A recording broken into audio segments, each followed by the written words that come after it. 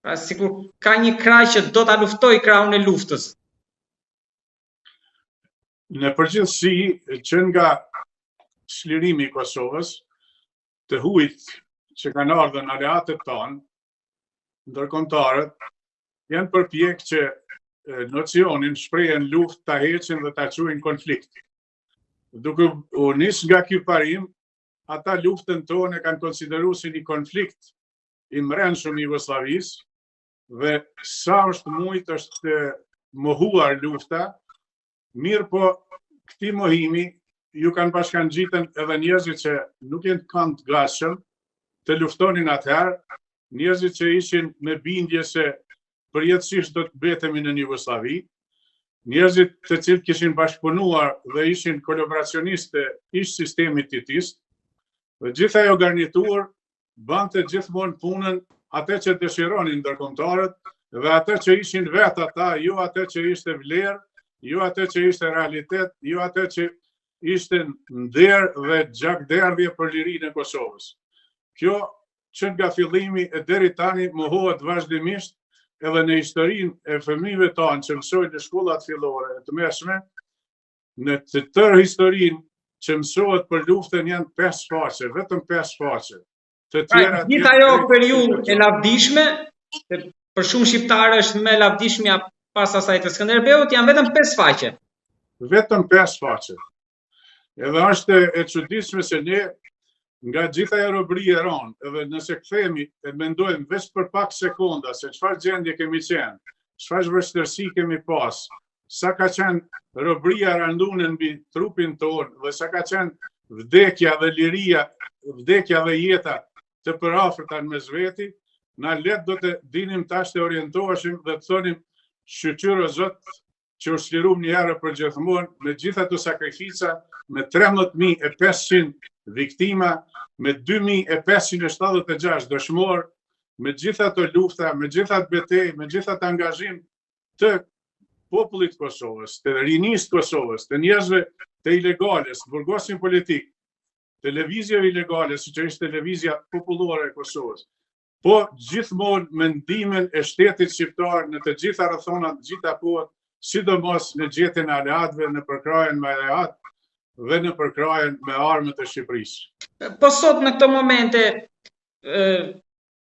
në gjykimin tuaj, se duke sikur po del më vështirë paqja se sa lufta, ku ndodhet Kosova? Në raport edhe me trajtimin e atyre herojve luftëtarëve që sollën çlirimin, por edhe në raport me të ardhmen.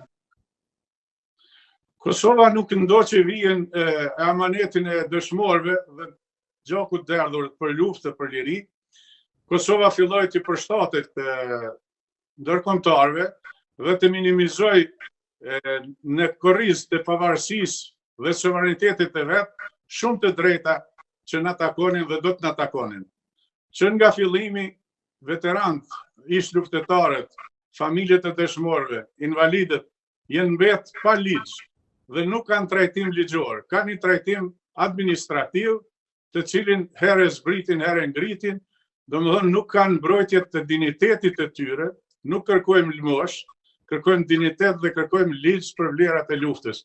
Kjo ka munguar deri sot, mungon edhe më tepër tani me këta pushtetarë të ri, edhe më të anshëm janë kundër luftës dhe kundër luftëtarëve.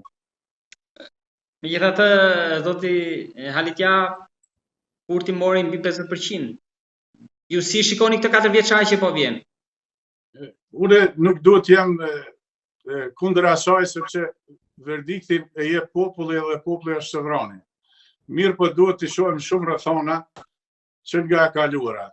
Lidhja demokratike e Kosovës është komplet kalim i lidhjes komuniste të Jugosllavisë me 80.000 tesra që ishin antarë të lidhjes komuniste të Jugosllavisë, që ishin titist, kalojnë në lidhjen demokratike të Kosovës.